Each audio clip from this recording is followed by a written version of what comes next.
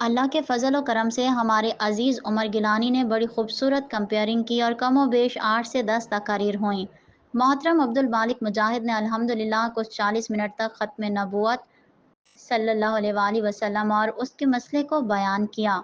کچھ تصویری جھلکیاں آپ کی نظر میں ہیں۔ پروگرام کے اختتام پر ہم شاہی مہمان تھے کہ یہ جگہ جہاں پر ہم تھے وہ شاہ فہد رحمۃ اللہ علیہ کے مرحوم زوجہ امیرہ انود کے نام پر ایک چیریٹی آرگنائزیشن بنائی گئی جس کا نام موسوسہ الانود الخیریہ ہے۔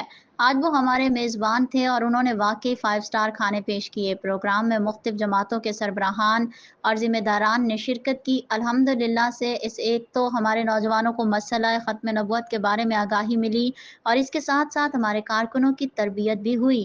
انشاءاللہ اس قسم کے پروگرام ہوتے رہیں گے۔ اس حوالے سے اگلا پروگرام انشاءاللہ 27 ستمبر کو راجہی مسجد کے ایڈیٹوریم میں ہوگا جس میں سیرت پاک کے موضوع پر خطابات ہوں گے۔